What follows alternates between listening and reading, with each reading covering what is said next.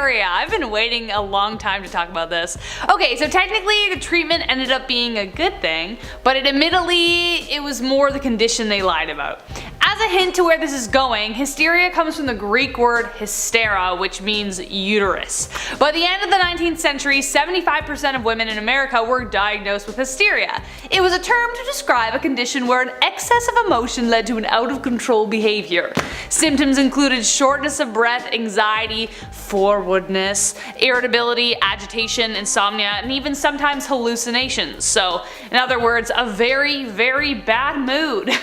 One of the treatments used to remedy this were pelvic massages to achieve a hysterical paroxysm in order to stabilize and de-stress the patient. In today's terms, we call that an orgasm, which was something hysterical women didn't get a lot of, or women around that time in general. Pelvic massages have been performed as early as ancient Greece to cure the wandering womb, a fictitious condition where women's wombs were autonomous and would wander into their shoulder, for example, making it sore. The treatment was so popular, doctors finally thought it was time to invent a device who could do it for them. So they invented a device that vibrated in a particularly efficient way to achieve the result.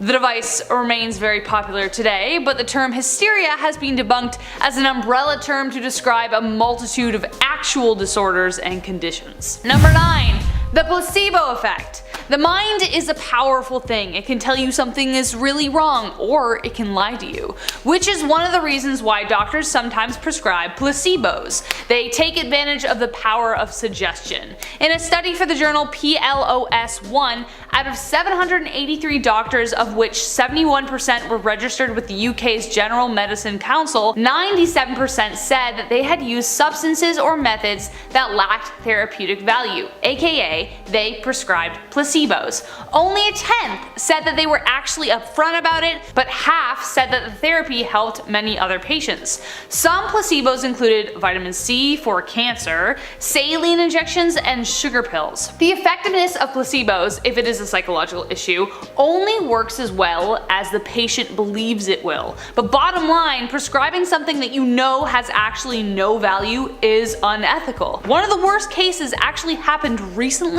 An anti-vax German nurse gave over 8,000 people saline instead of the vaccine to give them a false sense of immunity because they just didn't believe in it. Number 8. Fen Men. Everybody wants a quick fix, but they are rarely ever real. The first diet pill hit the market in the late 1800s, and today the weight loss industry is valued at over $60 billion, with a large portion of that being mainly diet pills. The only two known appetite suppressants were fenfluramine and phentermine, but they didn't prove to be largely effective. However, one Dr. Michael Van Traub decided to combine them and make a new miracle weight loss drug in the 1970s called Fen-Phen. At first it appeared to work wonders. A single study of 120 patients over 4 years, terrible study size, just saying, saw the majority of female patients lose an average of 30 pounds. There were apparently no side effects, but no one was actually studying their hearts. It was introduced in 1992 and it swept the nation. After a rough debate, the FDA approved it, but in 1996, things went bad. Almost like perfect timing.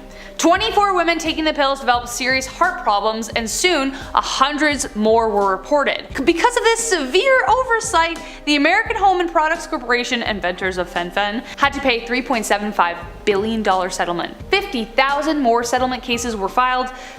So much for a quick fix, eh? Number 7. Radium. I learned about this recently through a series of lists and I still can't believe it. Radium is a radioactive substance that we know now can cause a series of life-threatening complications after repeated exposure. But in the late 19th and early 20th century, this stuff was used for everything. From skincare to toothpaste and water, this stuff was put in everything. From as early as 1896, the effects radium had against cancer were noticed, but soon it became a cure-all for most things like diabetes, rheumatism, and even impotence. As a result, a massive radium industry in the 1920s boomed, and soon you could find it on every shelf in the pharmacy. It was even recommended to drink a glass of water with radium in it because it was good for your health. But then people started to notice some pretty serious side effects such as, I don't know, organs failing, muscle and bone deterioration. You know, all the things radioactive exposure does to a person. The period lasted for 25 years, but by the time World War II hit, the product was considered dangerous. Can I say doctors lied about it if they didn't really know the full effects of the material? Not quite, but at the same time, prescribing something they didn't quite understand doesn't sound very truthful, does it? Number 6, the starvation doctor. Got a cold? Starve yourself. Got depression? Starve yourself. Got cancer? Yeah, don't eat food. Sounds ridiculous, right? Good.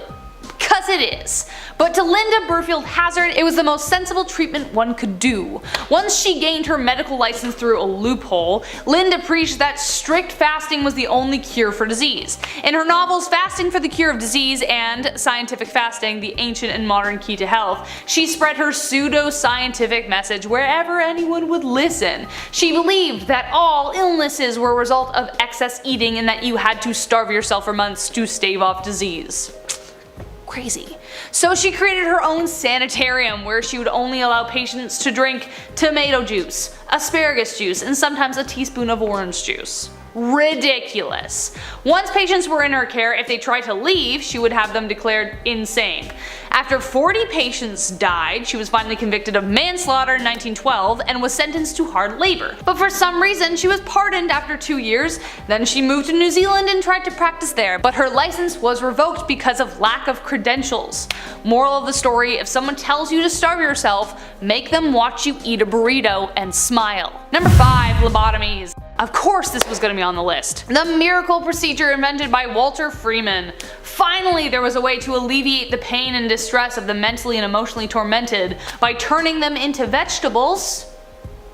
So not really curing it at all. Freeman was an absolute crook of a doctor, though he wasn't seen as one at the time. He developed what was known as the prefrontal lobotomy, a procedure that involved removing a section of the brain. Early versions involved drilling into the brain, but the new version involved an ice pick through the eye. He would sometimes even use the one he found in his kitchen. Delightful. Freeman's procedure left thousands of patients incapacitated, including one very famous Rosemary Kennedy, the sister of the future president. More than 15% of his patients died, one during a live broadcast. Despite this, hospitals willingly let him showcase and perform the procedure, which blows my mind. Freeman was more of a showman than he was a doctor. He drove around in a car he called the lobotomobile, and then he just performed lobotomies wherever he wanted to. Finally in 1967 he performed his last surgery on a woman in Berkeley, California. He severed a blood vessel and she died, thus ending his deceptive brain hacking miracle. Number 4, Yasser Awad. Okay. Gets crazy from here. This one happened back in 2003. When Maria Martinez was just 10 years old, she started having headaches so severe she had to isolate herself away from the light. So she went to the doctor, Yasser Awad, a pediatric neurologist. He sent her to have an EEG, and Awad came to the conclusion that she was having seizures. Though she had no convulsions, he told her that they were absent seizures, which mostly featured a person kind of mentally checking out, so every time she daydreamed she thought she was having a seizure. Very subtle, but they do exist. He prescribed her a medication called Lamictal, though after several months on the medication, her condition got worse, so he doubled the dose. Skip ahead 4 years, Martinez gets a second opinion after Awad left his practice. Finds out the whole thing was a lie and that the medication actually causes headaches. She never had seizures. Awad was doing it so he could get more money. She was one of hundreds of patients that Awad intentionally misled. Her case was the first to go on trial and shed a massive light on hospital fraud. Number 3, opioids. The opioid crisis remains one of the most devastating pharmaceutical deceptions in history. The Sackler family and their company Purdue Pharma developed a new miracle drug called Oxycontin that swept the nation. It was a revolutionary new painkiller that could help patients all over the place, and that it did. The Sackler family racked in $35 billion in sales of the drug. But there was a catch, as there always is. Oxycontin contains oxycodone, a relative to heroin, aka the dragon, which made it 2 times more powerful than morphine, but just as addictive. But Purdue launched a campaign to intentionally mislead their audience in 1996 that said that Oxycontin was safe. Their catchphrase? Oxycontin, the drug to start with and to stay with. But of course, the phrase had deadly consequences. Since 1999, 200,000 people have died due to Oxycontin overdoses. Number 2, Jayant Patel. Next up we have the man known as Dr. Death. Jayan Patel worked in both Australia and the USA and was apparently obsessed with putting people under the knife. He lied about his knowledge and competence and would often perform unnecessary surgeries on people who weren't even his patients. His lies led to the deaths of over 87 people. He was the worst combination of arrogant and stupid. He even performed a colonoscopy backwards. How do you do that? How? Beyond the actual surgeries, he would forge the documents pre and post surgery. It took a strangely long amount of time for him to be caught, even with fellow surgeons calling him out. But finally he was sentenced to 7 years in prison, but was sadly released. I hate this, but was sadly released 3.5 years after because he had good behavior. Great. Never mind that he killed so many people. The thing that makes me the most angry about this case is that he wasn't the only one who lied.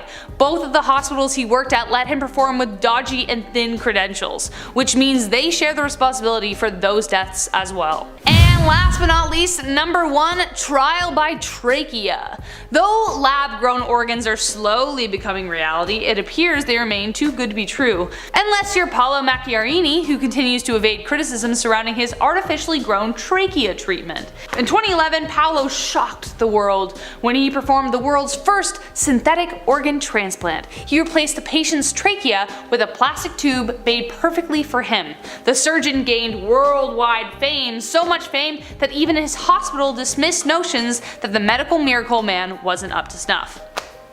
A couple investigations discovered that the foundation for the procedure was weak and that risk analysis wasn't carried out thoroughly. Out of 9 patients, 7 of them have passed away, but the questions surrounding Paolo mostly criticizes the things that happened prior to surgery.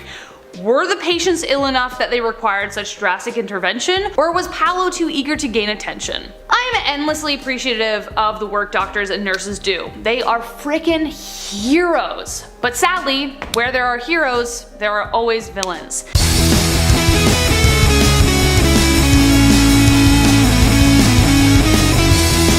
At number 10, we have the wrong leg. In 1995, Willie King was a man suffering from complications of diabetes and needed one of his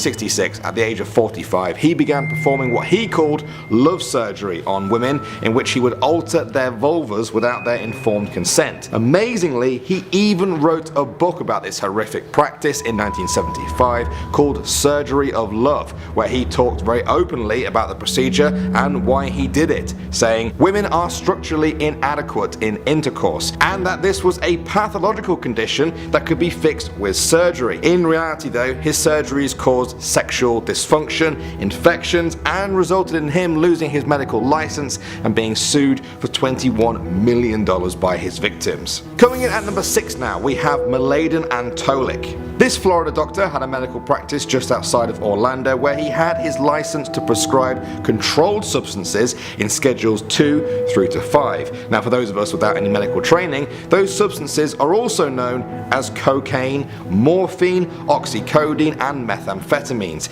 He started to prescribe these drugs to his young female patients even if they didn't need it. Soon enough, they were addicted to them and had fallen into his trap. He would throw lavish parties at his home and would invite the women to take part and be given the drugs that they craved in return for sexual favors. He was eventually arrested in 2010 and sentenced to 10 years in prison. Next up at number 5, we have Karl Klauberg. He was a Nazi doctor during World War II who asked a Nazi leader if he could be given permission to sterilize women for his experiments. He was given permission and moved to Auschwitz concentration camp, where he looked for a cheap and easy way to sterilize large groups of women with tests on the Jewish women there. The most famously horrific of his techniques involved injecting acid directly into the uterus of a woman without any anesthetics. Many women died, with 700 surviving but remaining permanently sterilized for life. Moving on to number 4 now, we have Shiryo Ishii. Ishii was a Japanese microbiologist and a lieutenant in the Japanese army during their war with China. He was head of Unit 731, the biological warfare unit of the army. Ishii wanted to find out how diseases, chemicals, and illnesses affected humans. He discovered all of this by experimenting on Chinese prisoners of war and by deploying them on Chinese civilians. These included bubonic plague, cholera, anthrax, as well as forced vivisections, abortions, and artificially induced strokes. His victims would also suffer induced heart attacks and hypothermia. His actions are linked to the deaths of more than 10,000 people. Coming in at the number 3 spot now, we have Michael Swango. He was a doctor that was implicated in the poisoning of 60 of his patients, but only ever admitted to 4 of them. While working as an intern in Ohio, he would poison patients with arsenic. When he began to poison his co-workers' coffee, alarm bells were raised. He was sentenced to 5 years, but when he was released, he continued to poison his co-workers and girlfriend wherever he went. He changed his name and he lied about his past to stop police following the trail, and eventually he even went to Zimbabwe where he poisoned patients there too. In 2000 he pled guilty to the 3 murder charges brought before him, but the FBI says he may have been responsible for 60 deaths, making him one of America's worst serial killers. Moving on to number 2 now, we have Dr. Harold Shipman. He is probably the most prolific British serial killer of the past 50 years. A public inquiry found that between 1975 and 1998 he killed 250 of his patients, often elderly women. His weapon of choice was injecting diamorphine into them, a pharmaceutical version of heroin. Although he was a careful and meticulous serial killer, many people were amazed that he could get away with the murders for so long. The alarm was only raised in 1998 when a nearby medical practice found that his death rate was 10 times higher than their own. In 2000 he was sentenced to life in prison, but 4 years later he hung himself in his prison cell. His motives were never truly understood. And finally now, at number 1 we have Dr. Joseph Mengele. Joseph Mengele was the doctor at Auschwitz, probably the most famous concentration camp of the Holocaust, where over 1 million people died. As people arrived there, Mengele was the one who decided if they were healthy enough to enter the forced labor camp. If they weren't, he sent them straight to the gas chambers. This earned him the nickname Angel of Death, but his experiments are what he is really remembered for. He would use the prisoners to test the medical limits of the human body, often operating on his victims without using any anesthesia. He removed limbs and organs, he sewed twins together to see what would happen. He even injected their eyes with chemicals to try and change their eye color. Basically, the list just goes on and on. Despite his crimes and his part in the killing of hundreds of thousands, he evaded capture at the end of the war, eventually dying in Brazil. Starting off this countdown, we have the wrong leg. A couple of years ago, a man named Bill ended up crashing his car into a tree after suffering from a seizure. As a result, both of his legs were crushed. Now it turns out that his right leg could still be saved, but his left leg needed to be amputated. But somehow there was a mix-up and someone mislabeled the films. So the surgeon amputated Bill's right leg and not the left. As a result of the mix-up and the surgeon's error, Bill lost both of his legs. I can't even believe that, like I am shocked at this one, but it gets worse. Moving on to number 9, we have the breast implants gone wrong. Now I heard the story last year and it immediately broke my heart. This is the story of Emma Lynn Nugent from Colorado. The 19-year-old was very insecure and decided she wanted to get breast implants. She even saved up her own money to get this procedure done. Little did she know how it would end for her. After being given anesthesia, she was left unmonitored for 15 minutes. During those 15 minutes, she went into cardiac arrest. When the doctor finally noticed, he performed CPR and was able to stabilize her. A few minutes later, she slipped into another cardiac arrest. But they never called an ambulance until 5 hours later. By that time, Emma Lynn was neurologically unresponsive. From then on, she was bedridden in a hospital. She could no longer speak, walk, eat, or take care of herself. A year later, she passed away. She was a promising young woman with a bright future ahead of her, but all of that was taken away from her because of the doctor's negligence and refusal to call for proper medical attention. In our 8th spot today, we got the sponge. Imagine undergoing a surgery only for the doctor to later realize he left medical instruments inside of you. I'd freak out, like what? So a couple years ago, Air Force Major Erica Parks noticed some unusual swelling in her stomach. She had just given birth, but several weeks later, her belly continued to grow. After a CT scan of her abdomen, it was revealed that 2 gauze sponges were left inside of her. They actually were entangled in her intestines. Thankfully, they caught this sooner than later. But it took the doctor 6 hours to remove the sponges and all the infected tissue. That is messed up. Like, how do you misplace that and then leave it in someone? And now here's a fact to horrify you. In the United States alone, there are 4,500 to 6,000 cases per year that involve sponges and other surgical instruments getting left inside of patients. Moving on to number 7, we have the brain surgeries. When you're dealing with brain surgeries, honestly, you gotta be super careful because one wrong move and it's over.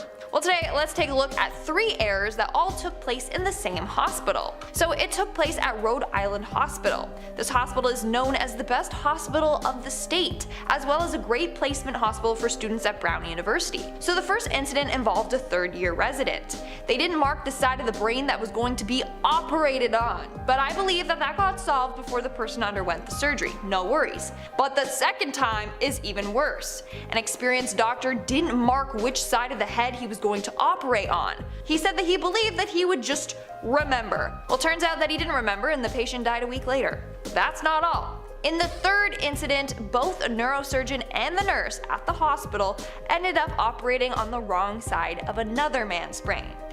This is insane. Like, I feel like that's something you double check and then you triple check, you know? I feel like you should do that before any surgery. In our 6th spot today, we have Blake Fott. This is a very tragic case of a medical mistake that cost someone their life. So in 2007, Blake Fott was sent to the hospital for an ongoing illness that he was battling. While there, he was given liquids through an IV line that was placed through his neck. When he was all better, a nurse was sent to him to remove the IV line from his neck. But apparently, this nurse had 0 experience or training to do this, but she didn't tell anyone. And she didn't follow proper protocols, and when she removed the line, Blake started to gasp for air. The nurse, instead of getting help, just kept telling him to calm down. Well, basically, because she didn't remove it properly, a bubble of air entered Blake's blood vessels and traveled to his heart. He ended up dying from asphyxiation. This could have been avoided had the nurse told someone that she wasn't comfortable in removing the line. We're now at our 5th and halfway mark with Eric Hedgepeth. In July of 1987, Eric and his mom went to a hospital in Virginia to have his tonsils removed. But somehow, during the procedure, something went wrong and Eric stopped breathing and then his heart stopped. Now, news articles didn't really explain what caused this to happen or how, but it resulted in Eric slipping into a coma. He remained in this coma for 2 weeks. When he woke up, he was permanently paralyzed. He spent 8 months in a cerebral palsy center. Now he needs someone to be by his side 24/7 to care for him. In our fourth spot today, we have the case of Becky Anderson. In 2012, Becky Anderson went to Central Washington Hospital to get some polyps removed from her larynx. So she was put under anesthesia and a breathing tube was inserted into her mouth. Now for this procedure, I believe they used like a laser type device to zap off the polyps. Well, while doing so, the laser hit the breathing tube, causing it to rupture and burst into flames. After that, she was unable to speak or breathe on her own. She had to undergo a number of other procedures to correct the damage that was caused to her throat. In fact, her injuries were so terrible that she was stuck in the hospital, confined to her bed for 3 months. In the end, she sued the hospital and the company that made the breathing tube. She won $30 million for the lawsuit against the hospital. Coming in at number 3, we had the deadly stroke. A couple of years ago, a 60-year-old woman named Claire went to the ER complaining about bad neck pain and a bad headache. Well, the ER physician, Brian Bledsoe, took an x-ray of her neck and found that nothing was wrong. So he just assumed that she had slept on it weirdly or that she had pulled a neck muscle. So he gave her some pain medication and discharged her. Little did he know that those were the warning signs of a stroke. The next morning, he received a call from an ambulance transporting Claire, who had gone into cardiac arrest. She had died shortly after. To this day, Brian blames himself for Claire's death. He created a post online saying that if only he had listened more carefully and didn't rush Claire, he might have been able to save her and save her family from heartbreak. Moving on to number 2, we have the medication mix-up. In March of 2011, a 51-year-old man from Oregon underwent a cardiac bypass surgery. After the surgery, the surgeon ordered him to be given 150 milligrams of amiodarone to help stabilize his heart rhythm. The anesthesiologist administered 3 vials of this medication. He thought that the vial would contain 50 milligrams each, but because of an error at the hospital's pharmacy, each vial actually contained 900 milligrams. Sadly, the man overdosed on it and suffered permanent brain damage. As a result, he now needs constant care for the rest of his life. He received $12.2 million in damages. In our number 1 spot today, we have Hang Myoku. The case of Hang Myoku is a very tragic one.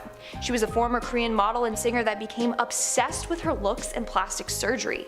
She constantly wanted soft, young skin. As a result, she underwent a number of procedures involving getting silicone injected in her face. After a while, doctors refused to continue on with the procedures because they noticed that her face was becoming noticeably large. But that didn't stop her. She decided to take matters into her own hands and got silicone from the black market and injected the entire bottle into her face. When that wasn't enough, she proceeded to inject her face with cooking oil. This caused her face to become permanently swollen and scarred. She then underwent 10 operations to try and reverse what she had done to herself. The surgeons removed 60 grams of silicone, oil, and other foreign substances from her face and 200 milligrams from her neck. Sadly, they weren't able to reverse the swelling and scarring. Myoku greatly regrets what she did to herself and said that she wishes for her old face back.